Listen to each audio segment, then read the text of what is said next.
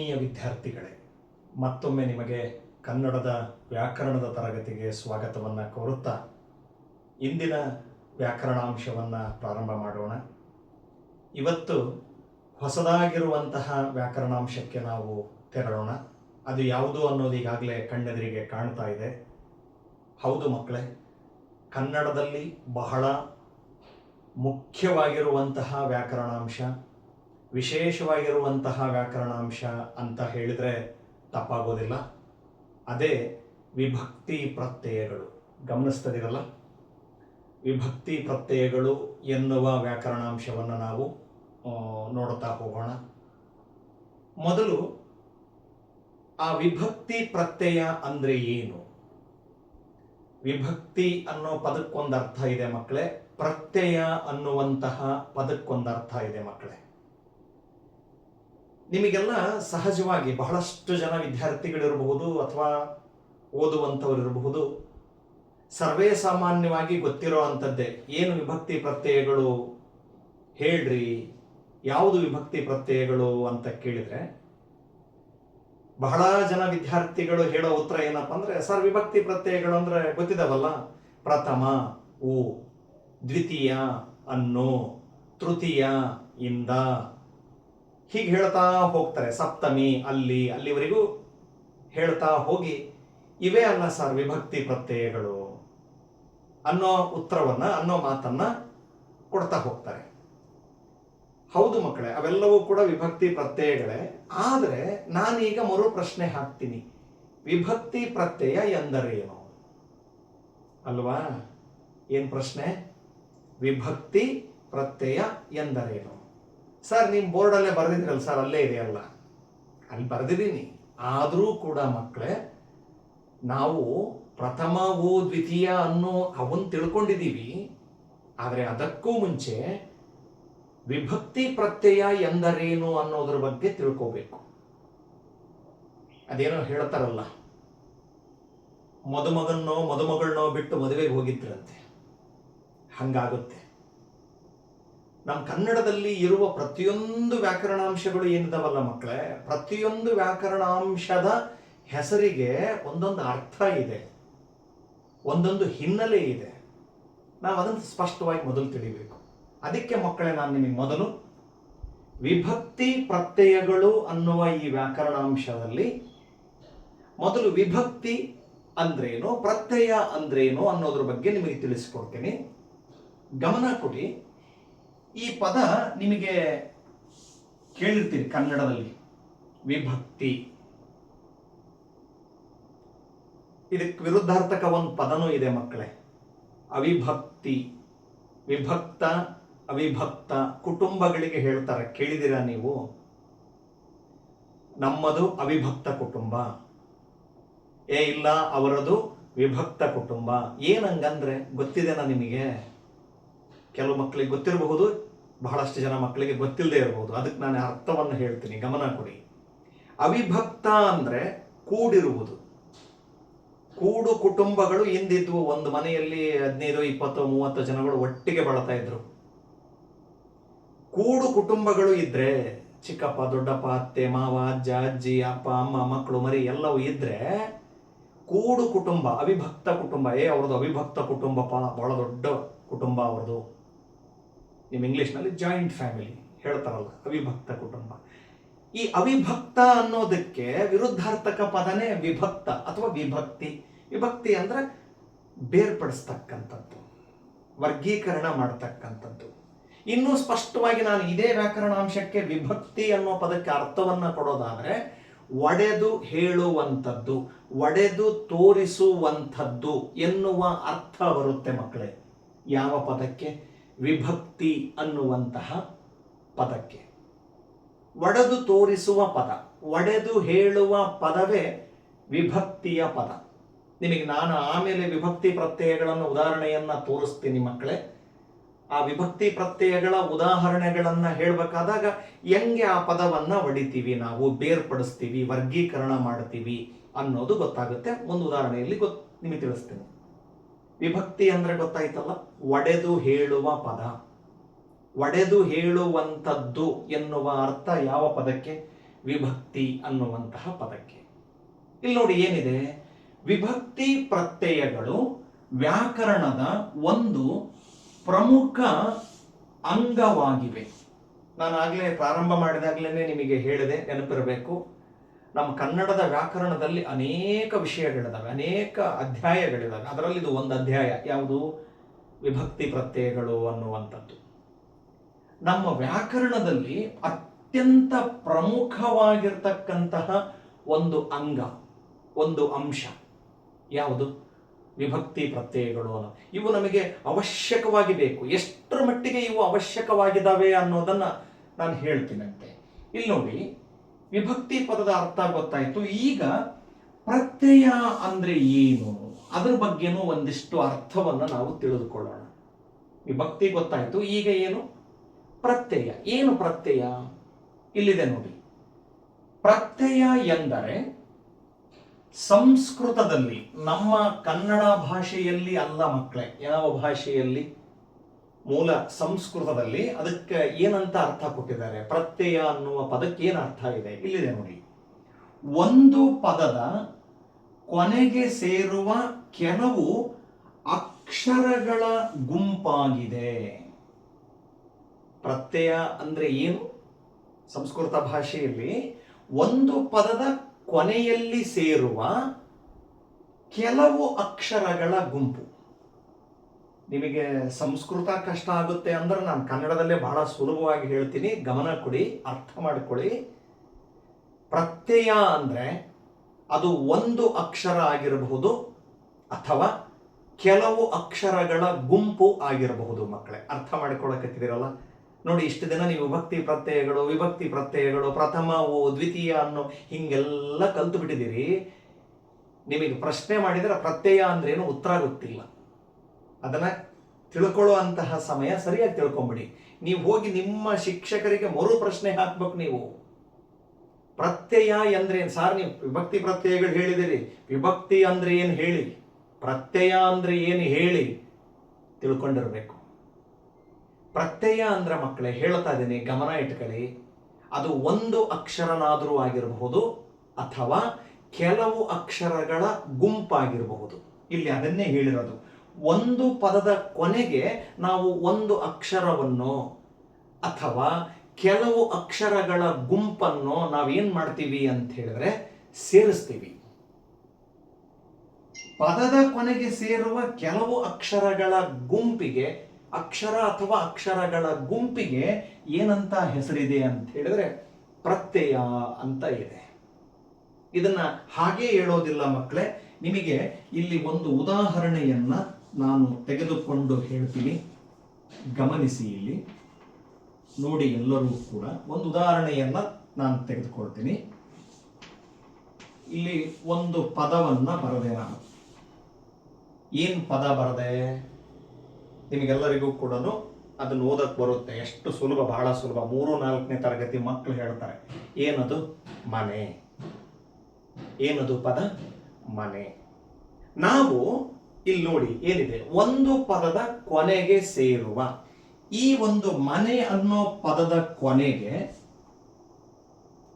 ಯಾವುದಾದ್ರೂ ಅಕ್ಷರಗಳನ್ನ ಸೇರಿಸ್ತೀವಿ. ಈ ಉದಾಹರಣೆಗೆ ನಾನು ಊ ಅನ್ನುವ ಅಕ್ಷರವನ್ನೇ ತೆಗೆದುಕೊಂಡೆ ಅಂತ ತಿಳ್ಕೊಳ್ಳಿ. ಅನ್ಕೊಳ್ಳೋದೇನು, ಅದನ್ನೇ ತಗೊಂಡಿರೋದು ನಾನು. ಮನೆ ಮುಂದೆ ಊ ಅನ್ನುವ ಅಕ್ಷರವನ್ನ ಸೇರಿಸಿದೆ ಅಂತ ಹೇಳಿದ್ರೆ ಪದ ರಚನೆ ಮುಂದ ಏನಂತ ಆಗುತ್ತೆ ಅಂತ ಹೇಳಿದ್ರೆ ಮನೆಯು. ಗಮನಿಸ್ತದಿರಲ್ಲ ಎಲ್ಲರೂ ಕೂಡ? ನೋಡಿ, ಪ್ರತ್ಯಯ. ಪ್ರತ್ಯಯ ಅಂದ್ರೆ ಯಾವುದಪ್ಪ ಅಂತ ಹೇಳಿದ್ರೆ ಇಲ್ಲಿದೆ. ಯಾವುದದು ಪ್ರತ್ಯಯ? ಊ ಅನ್ನುವಂಥದ್ದು ಪ್ರತ್ಯಯ. ಇನ್ನು ಒಂದು ಉದಾಹರಣೆಯನ್ನ ತಗೊಳ್ತೀನಿ ಮಕ್ಕಳೇ, ಗಮನಿಸಿ ನೀವೆಲ್ಲರೂ ಕೂಡ. ನೋಡಿ, ಮತ್ತೊಂದು ಪದವನ್ನ ಏನು ಬರದೆ ನಾನು? ಶಾಲೆ. ಏನ್ ಬರದೆ? ಶಾಲೆ. ನಮ್ದು ಅದೇ ಅಲ್ಲ ಸರ್ ಕೆಲಸ. ಮನೆ ಬಿಟ್ರೆ ಶಾಲೆ, ಶಾಲೆ ಬಿಟ್ರೆ ಮನೆ. ಹೌದು, ಓದೋ ಮುಗಿಯೋವರೆಗೂ ನಿಮ್ದು ಅದೇ ಕೆಲಸ, ಶಾಲೆ. ಇದ್ರ ಮುಂದೆ ಕೂಡ ನಾನು ಮತ್ತೊಂದು ಪ್ರತ್ಯಯವನ್ನ ಸೇರಿಸ್ತೀನಿ ಮಕ್ಕಳೇ. ಏನಂತ ಸೇರಿಸ್ತೀನಿ ನೋಡಿ, ಏನ್ ಬರದೆ ನಾನು? ಅನ್ನು. ಏನಂತ ಬರದೆ? ಅನ್ನು ಅನ್ನುವಂತಹ ಪ್ರತ್ಯಯವನ್ನ ಬರದೆ. ಇವೆರಡನ್ನೂ ಸೇರಿಸಿದ್ರೆ ಪದರಚನೆ ಏನಾಯಿತು ಹೇಳಿ? ಶಾಲೆಯನ್ನು ಅನ್ನುವಂತಹ ಪದರಚನೆ ಆಯಿತು. ಈಗ ನೀವಿಲ್ಲಿ ಗಮನಿಸಬೇಕಾಗಿರೋದು ಬಹಳ ಮುಖ್ಯವಾಗಿರೋದಿದೆ. ಅದು ಏನು ಅಂದ್ರೆ, ಇಲ್ಲಿ 2 ಉದಾಹರಣೆಗಳನ್ನ ಏನ್ ಬರೆದಿದ್ದೀನಿ, ಇದರಲ್ಲಿ ಪ್ರತ್ಯಯಗಳು ಒಂದೇ ತರ ಇಲ್ಲ ಮಕ್ಕಳೇ. ನೋಡ್ತಾ ಇದ್ದೀರಲ್ಲ, ಮೊದಲಿಗೆ ಬರೆದಿರ್ತಕ್ಕಂಥದ್ರಲ್ಲಿ ಉ ಅನ್ನುವ ಪ್ರತ್ಯಯ ಬರದೆ, 2ನೇ ಉದಾಹರಣೆಯಲ್ಲಿ ಏನ್ ಬರದೆ ಪ್ರತ್ಯಯ ನಾನು? ಅನ್ನು ಅಂತ ಬರದೆ. ಈ 2 ಪ್ರತ್ಯಯಗಳನ್ನ ನೀವು ಗಮನಿಸ್ರಿ. ಮೊದಲನೇ ಪ್ರತ್ಯಯದಲ್ಲಿ ಒಂದೇ ಅಕ್ಷರ ಇದೆ. ಎಷ್ಟಿದೆ? ಒಂದೇ ಅಕ್ಷರ. ಉ ಅನ್ನುವಂತಹ ಒಂದೇ ಒಂದು ಅಕ್ಷರ ಇದೆ. 2ನೆಯ ಉದಾಹರಣೆಯಲ್ಲಿ ಪ್ರತ್ಯಯ 2 ಅಕ್ಷರಗಳಿಂದ ಕೂಡಿದೆ. ಆ ಅನ್ನೋದು ಒಂದು ಅಕ್ಷರ, ನು ಅನ್ನೋದು ಒಂದು ಅಕ್ಷರ, ಒತ್ತಕ್ಷರ ಬೇರೆ ಇದೆ. ಅದು ಇರಲಿ. ಎಷ್ಟು ಅಕ್ಷರಗಳಿದಾವೆ ಇಲ್ಲಿ? 2 ಅಕ್ಷರಗಳು ಇರೋದನ್ನ ನೀವು ಗಮನಿಸ್ತಾ ಇದ್ದೀರಿ, ಅರ್ಥ ಮಾಡಿಕೊಳ್ಳಕತ್ತಿದ್ದೀರಿ. ಅದಕ್ಕೆ ಹೇಳ್ತಿದ್ದೀನಿ, ಪ್ರತ್ಯಯ ಅಂದ್ರೆ ಏನು? ಪದದ ಮುಂದೆ ಅಥವಾ ಪದದ ಕೊನೆಗೆ ಸೇರುವ ಅಕ್ಷರಗಳು ಅಥವಾ ಅಕ್ಷರಗಳ ಗುಂಪಿಗೆ ನಾವು ಏನಂತ ಕರೆದಿದ್ದೀವಿ ಅಂತ ಹೇಳಿದ್ರೆ ಪ್ರತ್ಯಯ ಅಂತ ಹೇಳಿ ಕರೆದಿದ್ದೀವಿ. ಅರ್ಥ ಮಾಡಿಕೊಳ್ಳಕತ್ತಿದ್ದೀರಿ? ಅದೇ ವ್ಯಾಖ್ಯಾನನೇ ಇಲ್ಲಿರೋದು. ಪ್ರತ್ಯಯ ಅಂದ್ರೆ ಏನು? ಸಂಸ್ಕೃತ ಭಾಷೆಯಲ್ಲಿ ಹೇಳಿದ್ದಾರೆ, ಒಂದು ಪದದ ಕೊನೆಗೆ ಸೇರುವ ಕೆಲವು ಅಕ್ಷರಗಳ ಗುಂಪಿಗೆ, ಕೆಲವು ಅಕ್ಷರಗಳಿಗೆ ನಾವು ಏನಂತ ಕರೆದಿದ್ದೀವಿ ಅಂತ ಹೇಳಿದ್ರೆ ಪ್ರತ್ಯಯಗಳು ಅಂತ ಹೇಳಿ ಕರೆದಿದ್ದೀವಿ. ಅವುಗಳ ಬಗ್ಗೆ ಇನ್ನೊಂದಿಷ್ಟು ವಿಷಯ ಇದೆ. ಏನದು ನೋಡಿ, ಇಲ್ಲಿದೆ ನೋಡಿ. ಇವು ಅಂದ್ರೆ ಪ್ರತ್ಯಯಗಳು. ಆ ಪದದ ಕೊನೆಗೆ ಸೇರಿ ಅದರ ಅರ್ಥವನ್ನು ಮಾರ್ಪಡಿಸುವವು.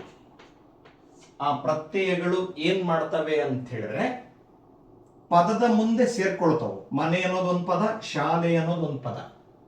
ನಾವು ಮನೆ ಮುಂದೆ ಹೂ ಅನ್ನುವ ಪ್ರತ್ಯಯ ಸೇರಿಸಿದೀವಿ, ಶಾಲೆ ಅನ್ನೋದ್ರ ಮುಂದೆ ಅನ್ನು ಅನ್ನುವಂತಹ ಪ್ರತ್ಯಯವನ್ನ ಸೇರಿಸಿದೀವಿ. ಮಕ್ಕಳೇ ಗಮನ ಕೊಡಿ. ಪದದ ಮುಂದೆ ಆ ಪ್ರತ್ಯಯಗಳು ಸೇರಿಕೊಂಡು ಹಿಂದಿದ್ದ ಈ ಪದದ ಅರ್ಥವನ್ನ ಮಾರ್ಪಡಿಸ್ತವು. ಮಾರ್ಪಡಿಸ್ತವು ಅನ್ನೋ ಪದ ನಿಮಗೆ ಕಷ್ಟಕತ್ತಂದ್ರೆ ಇನ್ನೂ ಸುಲಭವಾದದ್ದು ಒಂದನ್ನು ಹೇಳ್ತೀನಿ. ಈ ಪದಕ್ಕೆ ಒಂದು ನಿರ್ದಿಷ್ಟವಾದ ಅರ್ಥವನ್ನ ಕೊಡ್ತವೆ, ಅರ್ಥವನ್ನ ಬರುವಂತೆ ಮಾಡ್ತವೆ. ಯಾವುದು? ಪ್ರತ್ಯಯಗಳು. ಇನ್ನು ನಿಮಗೆ ಸರಳವಾಗಿ ಹೇಳಬೇಕು ಅಂತ ಹೇಳಿದ್ರೆ, ಪ್ರತ್ಯಯಗಳು ಇಲ್ಲ ಅಂದ್ರೆ, ಅದರಲ್ಲೂ ಮುಖ್ಯವಾಗಿ ವಿಭಕ್ತಿ ಪ್ರತ್ಯಯಗಳು ಅನ್ನೋದು ಇಲ್ಲ ಅಂದ್ರೆ, ಬಳಕೆ ಮಾಡಲಿಲ್ಲ ಅಂದ್ರೆ, ನಾವು ಪದಗಳನ್ನ ಬಳಸಿಕೊಂಡು ಒಂದು ಅರ್ಥಪೂರ್ಣವಾದ ವಾಕ್ಯವನ್ನ ರಚನೆ ಮಾಡೋದಕ್ಕೆ ಸಾಧ್ಯವಾಗುವುದಿಲ್ಲ. ಅರ್ಥ ಮಾಡಿಕೊಳ್ಳಕತ್ತಿದ್ದೀರಿ?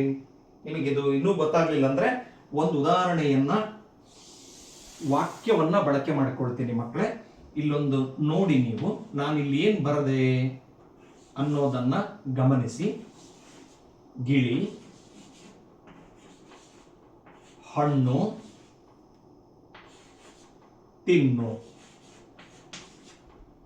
ಸ್ವಲ್ಪ ಎಲ್ಲರೂ ಗಮನಿಸಿ. ಇಲ್ಲೇನಿದೆ ಪದ? ಗಿಳಿ ಅಂತ ಇದೆ. ಮುಂದಿನ ಪದ ಏನಿದೆ? ಹಣ್ಣು ಅಂತ ಇದೆ. ಇಲ್ಲೇನಿದೆ? ತಿನ್ನು ಅಂತ ಇದೆ. ನೋಡಿ, ಈ ಮೂರನ್ನು ಕೂಡಿಸಿದ್ರೆ ನಿಮಗೇನಾದ್ರೂ ಒಂದು ಅರ್ಥಪೂರ್ಣ ವಾಕ್ಯ ಅನ್ಸುತ್ತಾ ಅಥವಾ ಅರ್ಥಪೂರ್ಣ ವಾಕ್ಯ ರಚನೆ ಆಗುತ್ತಾ? ಆಗೋದಿಲ್ಲ. ಗಿಳಿ, ಹಣ್ಣು, ತಿನ್ನು ಒಂಥರ ಅಸ್ಪಷ್ಟ ಅಥವಾ ಅಸಂಬದ್ಧ, ಅಸಮರ್ಪಕ ವಾಕ್ಯ ಅನಿಸಿಕೊಳ್ಳುತ್ತೆ. ಅರ್ಥ ಮಾಡಿಕೊಳ್ಳಕತ್ತಿದ್ದೀರಿ?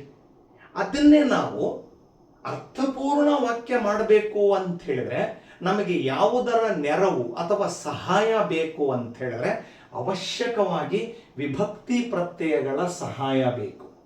ಹೇಗೆ ಅಂದ್ರೆ, ಉದಾಹರಣೆಗೆ ನಾನು ಇಲ್ಲೇ ತೋರಿಸ್ತೀನಿ. ಗಿಳಿ ಅನ್ನೋದಕ್ಕೆ ಮುಂದೆ ಅದಕ್ಕೆ ಗೆ. ನಿಮಗೆ ಗೊತ್ತಿರುತ್ತೆ, ಚತುರ್ಥಿ ವಿಭಕ್ತಿ ಪ್ರತ್ಯಯದಲ್ಲಿ ಗೆ ಅನ್ನುವ ಪ್ರತ್ಯಯ ಬರ್ತತಿ. ನೇರವಾಗಿ ತೋರಿಸ್ತಾ ಇದ್ದೀನಿ. ಉದಾಹರಣೆಗೆ ಗಿಳಿಗೆ, ಅಥವಾ ಇದು ಸ್ವಲ್ಪ ವ್ಯತ್ಯಾಸ ಅನಿಸಿದ್ರು ಕೂಡ ಗಿಳಿಯು. ನೋಡಿ, ಗಿಳಿಯು ಅಂತ ಹೇಳಿದ್ರೆ ಅಲ್ಲಿ ಸೇರುವಂತಹ ಪ್ರತ್ಯಯ ಯಾವುದಾಗಿರ್ತತ್ತು? ಉ. ಹಣ್ಣು ಅನ್ನೋದ್ರ ಬದಲಿ ಅದಕ್ಕೆ ಅನ್ನು ಅನ್ನೋದನ್ನ ಸೇರಿಸಿದಾಗ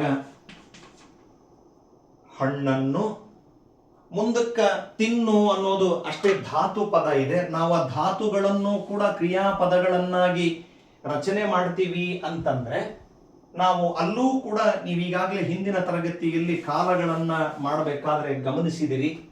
ಧಾತುಗಳಿಗೆ ಕಾಲಸೂಚಕ ಪ್ರತ್ಯಯಗಳು ಹಾಗೇನೆ ಅಖ್ಯಾತ ಪ್ರತ್ಯಯಗಳನ್ನ ಸೇರಿಸಿಬಿಟ್ಟು ನಾವು ಪರಿಪೂರ್ಣವಾಗಿರ್ತಕ್ಕಂತಹ ಕ್ರಿಯಾಪದಗಳನ್ನ ರಚನೆ ಮಾಡೋದನ್ನ ನೀವು ಗಮನಿಸಿದಿರಿ. ಆ ಕ್ರಿಯಾಪದನ ಸದ್ಯಕ್ಕೆ ಪಕ್ಕಕ್ಕಿಡೋಣ. ಈಗ ವಾಕ್ಯವನ್ನ ಗಮನಿಸ್ರಿ. ನೋಡ್ರಿ, ಈಗ ನಾವು ವಿಭಕ್ತಿ ಪ್ರತ್ಯಯಗಳನ್ನ ಪದದ ಜೊತೆಗೆ ಸೇರಿಸಿದಾಗ ಏನಾಯ್ತು, ಒಂದು ಅರ್ಥಪೂರ್ಣ ವಾಕ್ಯವನ್ನ ರಚನೆ ಮಾಡೋದಿಕ್ಕೆ ಸಾಧ್ಯ ಆಯ್ತು. ಏನ್ ರಚನೆ ಆಯ್ತು ಇಲ್ಲಿ? ಗಿಳಿಯು ಹಣ್ಣನ್ನು ತಿಂದಿತು. ವಿಷಯ ಅರ್ಥ ಮಾಡ್ಕೊಳಕತ್ತಿದಿರಿ?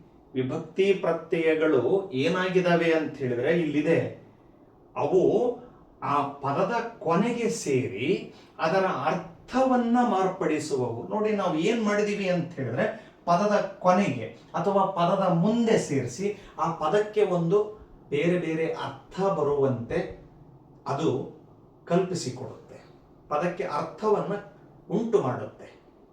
ಆ ಅರ್ಥವನ್ನ ಉಂಟು ಮಾಡುವಂತಹ ಪ್ರತ್ಯಯಗಳೇ ಯಾವ್ದಾಗಿದಾವಪ್ಪ ಅಂತ ಹೇಳಿದ್ರೆ ವಿಭಕ್ತಿ ಪ್ರತ್ಯಯಗಳಾಗಿದ್ದಾವೆ. ಇನ್ನು ಒಂದು ವಿಷಯ ಏನಿದೆ ಇಲ್ಲಿ ನೋಡಿ, ಇವು ಬರೀ ಒಂದು ಪದದ ಭಾಗಗಳು. ನೆನ್ಪಿಟ್ಕೊಳ್ರಿ, ವಿಭಕ್ತಿ ಪ್ರತ್ಯಯಗಳು ಏನಾಗಿದಾವೆಪ್ಪ ಅಂತಂದ ಹೇಳಿದ್ರೆ ಪದದ ಒಂದು ಭಾಗ ಮಾತ್ರ, ಆದ್ರೆ ಸ್ವತಂತ್ರ ಪದಗಳಾಗಿಲ್ಲ. ಬಹಳ ಮುಖ್ಯ ಮಕ್ಕಳೇ ಇದು. ವಿಭಕ್ತಿ ಪ್ರತ್ಯಯಗಳು ಸ್ವತಂತ್ರವಾಗಿರ್ತಕ್ಕಂತಹ ಪದಗಳು ಆಗಿಲ್ಲ. ಅವು ಸ್ವತಂತ್ರವಾಗಿರ್ತಕ್ಕಂತಹ ಪದಗಳು ಆಗಿಲ್ಲ ಅಂದ್ರೆ ಅರ್ಥ ಏನು? ಅವುಗಳನ್ನ ನೀವು ಪ್ರತ್ಯೇಕವಾಗಿ ಉಚ್ಚಾರಣೆಗೆ ತೆಗೆದುಕೊಂಡರೆ, ಅವನ್ನ ನೀವು ಪ್ರತ್ಯೇಕವಾಗಿ ಹೇಳೋದಿಕ್ಕೆ ಬಯಸಿದರೆ ನಮಗೆ ಅರ್ಥ ಸರಿಯಾಗಿ ಸಿಗೋದಿಲ್ಲ. ನೋಡಿ, ನಮ್ಮಲ್ಲಿ ಅಂತಹ ಪ್ರತ್ಯಯಗಳು ಹಲವಾರದವೆ. ಉ, ಅನ್ನು, ಇಂದ, ದೆಸೆಯಿಂದ, ಆ, ಅಲ್ಲಿ, ಗೆ, ಇಗೆ, ಕೆ, ಎಲ್ಲ ಅದಾವ ವಿಭಕ್ತಿ ಪ್ರತ್ಯಯಗಳು. ಗೊತ್ತದವು ನಿಮಗೆ. ನೀವು ಅವನು ಪ್ರತ್ಯೇಕವಾಗಿ ಬಳಸ್ರಿ, ಆ ಪದಕ್ಕೆ ನಮಗೆ ಅರ್ಥ ಸಿಗೋದಿಲ್ಲ. ಆದ್ರೆ ಇಲ್ಲಿ ನೋಡಿ, ಮನೆ, ಶಾಲೆ, ಗಿಳಿ ಅನ್ನೋ ಪದಕ್ಕೇನಿದೆ? ಅದಕ್ಕೆ ಅರ್ಥ ಇದೆ. ಹಾಗಾಗಿ ಇಲ್ಲಿ ಅರ್ಥ ಮಾಡ್ಕೊಳ್ಳಿ, ವಿಭಕ್ತಿ ಪ್ರತ್ಯಯಗಳು ಒಂದು ಪದದ ಒಂದು ಭಾಗ. ಅದು ನೋಡಿ, ಈ ಮನೆ ಅನ್ನೋದು ಒಂದು ಪದ, ಈ ಪದದ ಒಂದು ಭಾಗವಾಗಿ ಅವುಗಳನ್ನು ನಾವು ಮುಂದೆ ಸೇರಿಸ್ತೀವಿ. ಪದದ ಮುಂದೆ ಅಥವಾ ಪದದ ಕೊನೆಗೆ ನಾವು ವಿಭಕ್ತಿ ಪ್ರತ್ಯಯಗಳನ್ನು ಸೇರಿಸ್ತೀವಿ. ಸೇರಿಸೋದ್ರಿಂದ ಅವು ಪದದ ಒಂದು ಭಾಗವಾಗಿರುತ್ತೆ ಮಾತ್ರ, ಸ್ವತಂತ್ರ ಪದಗಳಾಗಿ ಅವು ನಿರ್ಮಾಣ ಆಗಿಲ್ಲ. ಅರ್ಥ ಮಾಡಿಕೊಳ್ಳಕತ್ತಿದ್ದೀರಲ್ಲ, ಯಾವು? ವಿಭಕ್ತಿ ಪ್ರತ್ಯಯಗಳು. ಹಾಗಾದ್ರೆ ಈಗ ನಾವು ನೇರವಾಗಿ ಅದರ ವ್ಯಾಖ್ಯಾನಕ್ಕೆ ಬರ್ತೀನಿ. ನಮ್ಮ ಕನ್ನಡದ ವ್ಯಾಕರಣದಲ್ಲಿ ವಿಭಕ್ತಿ ಪ್ರತ್ಯಯ ಅಂದ್ರೆ ಏನು ಅನ್ನೋದಕ್ಕೆ ಅದರದ್ದೇ ಆಗಿರತಕ್ಕಂತಹ ಒಂದು ಸರಳವಾದ ವ್ಯಾಖ್ಯಾನ ಇದೆ ಮಕ್ಕಳೇ, ಗಮನಿಸಿ. ಏನಂತ ಇದೆ? ನಾಮ ಪ್ರಕೃತಿ ಅಥವಾ ಸರ್ವನಾಮಗಳ ಮುಂದೆ ಅಥವಾ ಕೊನೆಯಲ್ಲಿ ಸೇರಿ. ತುಂಬಾ ಚೆನ್ನಾಗಿ ನೆನ್ಪಿಟ್ಕೋಬೇಕು. ಸಾಧ್ಯವಾದರೆ ನೋಟ್ಸ್ ಮಾಡಿಕೊಂಡ್ರೆ ಇನ್ನೂ ಉತ್ತಮ. ನಾಮ ಪ್ರಕೃತಿ ಅಥವಾ ಸರ್ವನಾಮಗಳ ಕೊನೆಯಲ್ಲಿ ಅಥವಾ ಮುಂದೆ ಸೇರಿ ಬೇರೆ ಬೇರೆ ಅರ್ಥವನ್ನುಂಟು ಮಾಡುವ ಪ್ರತ್ಯಯಗಳಿಗೆ ನಾವು ವಿಭಕ್ತಿ ಪ್ರತ್ಯಯಗಳು ಅಂಥೇಳಿ ಕರೆಯಲಾಗಿದೆ. ಅರ್ಥ ಮಾಡ್ಕೊಳಕತ್ತಿದ್ದೀರಿ? ಯಾವ ಥರದ ಪದಗಳ ಮುಂದೆ ಸೇರ್ಕೊಳ್ತಾವು? ನಾಮ ಪ್ರಕೃತಿ ಅಥವಾ ಸರ್ವನಾಮಗಳ ಮುಂದೆ. ನಿಮಗೆ ನಾಮ ಪ್ರಕೃತಿ ಅಂದ್ರೆ ಗೊತ್ತಿರಬೇಕು. ಏನು ನಾಮ ಪ್ರಕೃತಿ? ನಾಮಪದದ ಮೂಲ ರೂಪಕ್ಕೆ ನಾಮ ಪ್ರಕೃತಿ ಅಂತಾರೆ. ಗೊತ್ತಿದೆಯಲ್ಲ? ನಾಮಪದ ಅಂದ್ರೆ ಏನು? ಹಾಗಾದ್ರೆ ಹೆಸರನ್ನ ಸೂಚಿಸುವ ಪದವೇ ನಾಮಪದ. ಆ ನಾಮಪದದ ಒಂದು ಮೂಲ ರೂಪ. ಮೂಲ ರೂಪ ಅಂದ್ರೆ ಅದಕ್ಕೆ ಯಾವುದೇ ಪ್ರತ್ಯಯಗಳು ಸೇರದೇ ಇರುವ ರೂಪಕ್ಕೆ ಮೂಲ ರೂಪ ಅಂತ ಹೇಳಿ ಕರೀತಾರೆ. ಇಲ್ಲಿದೆ ನೋಡ್ರಿ, ಇದು ಎಂತಹ ಪದವಾಗಿದೆ ಅಂತ ಹೇಳಿದ್ರೆ ನಾಮ ಪ್ರಕೃತಿಯ ಪದವಾಗಿದೆ. ಇಲ್ಲಿ ಅದನ್ನೇ ನಾನು ಉದಾಹರಣೆಯನ್ನ ಕೊಡ್ತೀನಿ. ಮನೆ ಅನ್ನೋದು ಎಂತಹ ಪದವಾಗಿದೆ ಅಂತ ಹೇಳಿದ್ರೆ ನಾಮ ಪ್ರಕೃತಿಯ ಪದವಾಗಿದೆ. ಅರ್ಥ ಮಾಡ್ಕೊಳಕತ್ತಿದ್ದೀರಿ? ನಾಮ ಪ್ರಕೃತಿ. ಇದು ಹೂ ಅನ್ನೋದು ಏನದು? ಹೂ ಅನ್ನೋದು ಎಂಥದ್ದಪ್ಪ ಅಂತ ಹೇಳಿದ್ರೆ ಅದು ವಿಭಕ್ತಿ ಪ್ರತ್ಯಯ ಪದವಾಗಿದೆ. ಇನ್ನ ಕೊನೆಗೆ ಮನೆಯು ವಿಭಕ್ತಿ ಪ್ರತ್ಯಯವನ್ನ ಸೇರಿಸಿ ಮನೆಯು ಶಾಲೆಯನ್ನು ಅನ್ನೋ ಪದವಾಗಿದೆಯಲ್ಲ, ಇದು ಸಂಪೂರ್ಣವಾಗಿರ್ತಕ್ಕಂತಹ ನಾಮಪದ ಎನಿಸಿಕೊಂಡಿದೆ ಮಕ್ಕಳೇ. ತುಂಬಾ ಸರಳವಾಗಿ ಅರ್ಥ ಮಾಡ್ಕೊಳ್ಳಿ. ಒಂದು ನಾಮಪದ ಆಗಬೇಕು ಆದರೆ, ಪರಿಪೂರ್ಣವಾದ ನಾಮಪದ ಆಗಬೇಕು ಅಂತ ಹೇಳಿದ್ರೆ ನಾಮ ಪ್ರಕೃತಿಯ ಜೊತೆಯಲ್ಲಿ ಏನು ಸೇರಬೇಕು? ವಿಭಕ್ತಿ ಪ್ರತ್ಯಯಗಳು ಸೇರಬೇಕು. ಸೇರ್ಕೊಂಡ ಮೇಲೆ ರಚನೆಯಾಗುವ ಪದ ಏನಾಗಿರುತ್ತೆ ಅಂತ ಹೇಳಿದ್ರೆ ನಾಮಪದವಾಗಿರುತ್ತೆ. ಹಾಗಾಗಿ ಇಲ್ಲಿ ಉದಾಹರಣೆಯನ್ನ ಗಮನಿಸ್ರಿ. ನೋಡಿ ಏನಿದೆ ವ್ಯಾಖ್ಯಾನ: ನಾಮ ಪ್ರಕೃತಿ ಅಥವಾ ಸರ್ವನಾಮಗಳ ಕೊನೆಯಲ್ಲಿ ಸೇರಿ. ಅದು ಕೂಡ ಒಂದು ಉದಾಹರಣೆಯನ್ನ ನಿಮಗೆ ಕೊಡ್ತೀನಿ ಮಕ್ಕಳೇ. ಇಲ್ಲಿ ಸರ್ವನಾಮಕ್ಕೆ ಸಂಬಂಧಪಟ್ಟಂತಹ ಒಂದು ಉದಾಹರಣೆಯನ್ನ ಹೇಳ್ತೀನಿ, ಗಮನ ಕೊಡಿ. ಸರ್ವನಾಮಗಳು ಅಂದ್ರೂ ಕೂಡ ನಿಮಗೆ ಗೊತ್ತಿರಬೇಕು, ನಾಮಪದದ ಬದಲಿಗೆ ಬಳಸುವ ಪದಗಳೇ ಸರ್ವನಾಮಗಳು. ಈ ಅವನು, ಅವಳು, ಅವರು, ಇವನು, ಇವಳು, ಇವರು, ಅದು, ಇದು ಅಂತೀವಲ್ಲ, ಅವೇ ಸರ್ವನಾಮಗಳು. ಉದಾಹರಣೆಗೆ ಮೂರನೇದೊಂದು ಉದಾಹರಣೆಯನ್ನು ಅದನ್ನೇ ತಗೊಳ್ತೀನಿ ನೋಡಿ. ಇಲ್ಲಿ ಅವನು, ಅವನು ಅನ್ನೋದು ಎಂತಹ ಪದವಾಗಿದೆ? ಇದು ಸರ್ವನಾಮ ಆಗಿದೆ, ಹೆಸರಿನ ಬದಲಾಗಿ ಬಳಸುವುದು. ಇದಕ್ಕೆ ನಾವು ವಿಭಕ್ತಿ ಪ್ರತ್ಯಯವನ್ನ ಸೇರಿಸಬಹುದು. ನೋಡಿ ಇಲ್ಲಿ ಒಂದು ಉದಾಹರಣೆಗೆ ಏನ್ ಸೇರಿಸಿದೆ ನಾನು? ಇಂದ ಅನ್ನುವಂತಹ ವಿಭಕ್ತಿ ಪ್ರತ್ಯಯ ಸೇರಿಸಿದೆ. ಆವಾಗ ಈ ಪದ ರಚನೆ ಏನಾಗುತ್ತೆ ಅಂತ ಹೇಳಿದ್ರೆ ಅವನಿಂದ. ಪದ ರಚನೆ ಏನಾಯಿತು? ಅವನಿಂದ. ಅರ್ಥ ಮಾಡ್ಕೊಳ್ಳಿ. ವಿಭಕ್ತಿ ಪ್ರತ್ಯಯಗಳು ಅಂದ್ರೆ ಏನು ಕನ್ನಡ ವ್ಯಾಕರಣಾಂಶದಲ್ಲಿ ಇಲ್ಲಿದೆ. ನಾಮ ಪ್ರಕೃತಿ ಅಥವಾ ಸರ್ವನಾಮಗಳ ಕೊನೆಯಲ್ಲಿ ಸೇರಿಕೊಂಡು ಬೇರೆ ಬೇರೆ ಅರ್ಥವನ್ನುಂಟು ಮಾಡುವ ಪ್ರತ್ಯಯಗಳಿಗೆ ನಾವು ಏನಂತ ಕರೆದಿದ್ದೀವಿ? ವಿಭಕ್ತಿ ಪ್ರತ್ಯಯಗಳು ಅಂತ ಹೇಳಿ ಕರೆದಿದ್ದೀವಿ. ಅರ್ಥ ಮಾಡ್ಕೊಂಡಿದ್ದೀರಲ್ಲ ಮಕ್ಕಳೇ? ಇವತ್ತಿನ ತರಗತಿಯಲ್ಲಿ ವಿಭಕ್ತಿ ಪ್ರತ್ಯಯಗಳು ಎಂದ್ರೇನು ಅನ್ನೋದನ್ನು ಮಾತ್ರ ನಿಮಗೆ ಅರ್ಥೈಸ್ತಾ ಇದ್ದೀನಿ ನಾನು. ಈಗ ನಿಮಗೆಲ್ಲರಿಗೂ ಗೊತ್ತಾಯ್ತು ವಿಭಕ್ತಿ. ವಿಭಕ್ತಿ ಅಂದ್ರೆ ನಾನು ಆವಾಗಲೇ ಹೇಳಿದೆ, ಏನು? ಒಡೆದು ಹೇಳುವಂಥದ್ದು. ನೋಡಿ ಇಲ್ಲಿ ವಿಭಕ್ತಿ ಪದ ಮನೆ. ಅರ್ಥ ಮಾಡ್ಕೊಳ್ತಿದ್ರೆ ನಾವು ಇದನ್ನ ಒಡೆದಿದ್ದೀವಿ. ಈಗ ಈ ವಿಭಕ್ತಿಯ ಪದದ ಜೊತೆಗೆ ನಾವೇನ್ ಸೇರಿಸಿದೀವಿ? ಪ್ರತ್ಯಯವನ್ನ ಸೇರಿಸಿದೀವಿ ನಾವು. ಅರ್ಥ ಮಾಡ್ಕೊಳ್ತಿದೀವಲ್ಲ? ಮನೆ ಅನ್ನೋದು ಒಂದು ನಾಮ ಪ್ರಕೃತಿಯ ಪದ. ಇದಕ್ಕೆ ಪ್ರತ್ಯಯ ಏನ್ ಸೇರಿಸಿದೀವಿ? ಊ ಅನ್ನುವಂತಹ ಪ್ರತ್ಯಯವನ್ನ. ಇವೆರಡನ್ನ ಇಲ್ಲಿ ಏನ್ ಮಾಡಿದೀವಿ? ನಾವು ವಿಭಾಗಿಸಿದೀವಿ, ವಿಂಗಡಿಸಿದೀವಿ, ಬೇರ್ಪಡಿಸಿದೀವಿ. ಅರ್ಥ ಮಾಡ್ಕೊಳಕತ್ತೀರಿ? ಪದದ ಮುಂದೆ ಅಥವಾ ಪದದ ಕೊನೆಗೆ ಪ್ರತ್ಯಯಗಳನ್ನ ಸೇರಿಸಿದಾಗ ನಮಗೆ ಒಂದು ನಾಮಪದದ ರಚನೆ ಉಂಟಾಗುತ್ತೆ, ಅಥವಾ ಒಂದು ಅರ್ಥವುಳ್ಳ ಪದ ನಮಗೆ ಸಿಗುತ್ತೆ. ಈ ಅರ್ಥವುಳ್ಳ ಪದವನ್ನ ತೆಗೆದುಕೊಂಡು ವಾಕ್ಯವನ್ನ ರಚಿಸ್ತೀವಿ ನಾವು. ಇವು ಯಾವ್ಯಾವ ನಾಮ ಪ್ರಕೃತಿ ಅಥವಾ ಸರ್ವನಾಮಗಳ ಮುಂದೆ ಸೇರ್ಕೊಳ್ತೋ ಅದು ಸೇರ್ಕೊಂಡು ಬೇರೆ ಬೇರೆ ಅರ್ಥವನ್ನ ಕೊಡ್ತಾ ಹೋಗುತ್ತೆ. ಒಂದೇ ಅರ್ಥ ಅಂತಲ್ಲ, ಬೇರೆ ಬೇರೆ ಅರ್ಥಗಳನ್ನ ಕೊಡುವಂತಹ ಪ್ರತ್ಯಯಗಳಿಗೆ ನಾವು ಏನಂತ ಕರೆದಿದ್ದೀವಿ? ವಿಭಕ್ತಿ ಪ್ರತ್ಯಯಗಳು ಅಂತ ಹೇಳಿ ಕರೆದಿದ್ದೀವಿ. ಮತ್ತೊಂದು ಬಾರಿ ನೆನಪು ಮಾಡ್ತಾ ಇದ್ದೀನಿ, ಇದನ್ನು ನೀವು ತುಂಬಾ ಚೆನ್ನಾಗಿ ನೆನಪಿಟ್ಕೋಬೇಕು. ಪ್ರತ್ಯಯ ಅಂದ್ರೆ ಏನು ಹೇಳಿದ್ದೀನಿ, ನೆನಪೈತಲ್ಲ? ಪ್ರತ್ಯಯ ಅಂದ್ರೆ ಒಂದು ಅಕ್ಷರ ಅಥವಾ ಅಕ್ಷರಗಳ ಗುಂಪಿಗೆ ಏನಂತ ಕರೀತಾರೆ? ಪ್ರತ್ಯಯ ಅಂತ ಹೇಳಿ ಕರೀತಾರೆ. ಹಾಗಾಗಿ ಮಕ್ಕಳೇ, ಇವತ್ತಿನ ತರಗತಿಯಲ್ಲಿ ನಾವು ವಿಭಕ್ತಿ ಪ್ರತ್ಯಯಗಳು ಎಂದರೇನು ಅನ್ನೋದ್ರ ಬಗ್ಗೆ ತಿಳ್ಕೊಂಡಿದ್ದೀವಿ. ಇಂತಹ ವಿಭಕ್ತಿ ಪ್ರತ್ಯಯಗಳು ನಮ್ಮ ಕನ್ನಡದಲ್ಲಿ ಎಷ್ಟಿದಾವೆ ಅಂತ ಹೇಳಿದ್ರೆ ಮುಖ್ಯವಾಗಿ ಇರೋದು 8 ಅಂತ ಹೇಳ್ತಾರೆ. ಆದರೆ 10ನೇ ತರಗತಿವರೆಗೂ ವಿದ್ಯಾರ್ಥಿಗಳಿಗೆ, 5ರಿಂದ 6ನೇ ತರಗತಿಯಿಂದ ಹಿಡಿದು 10ನೇ ತರಗತಿ ಓದುವ ವಿದ್ಯಾರ್ಥಿಗಳಿಗೆ ಅಭ್ಯಾಸಕ್ಕೆ ಪಠ್ಯ ಪುಸ್ತಕದಲ್ಲಿ ಇರೋದು ಕೇವಲ 7 ವಿಭಕ್ತಿ ಪ್ರತ್ಯಯಗಳು ಗೊತ್ತದವು. ಪ್ರಥಮ, ದ್ವಿತೀಯ, ತೃತೀಯ ಅಂತೇಳಿ ಶುರು ಮಾಡಿ ಸಪ್ತಮಿವರೆಗೂ. ಎಲ್ಲಿವರೆಗೂ? ಸಪ್ತಮಿವರೆಗೂ. ಸಪ್ತಮಿ ಅಂದ್ರೆ 7ನೇದು. 7 ವಿಭಕ್ತಿ ಪ್ರತ್ಯಯಗಳು ಅಭ್ಯಾಸಕ್ಕಿದಾವೆ. 8 ಕೂಡ ನಾವು ನೋಡೋಣಂತೆ ಮುಂದಿನ ತರಗತಿಯಲ್ಲಿ ಮಕ್ಕಳೇ.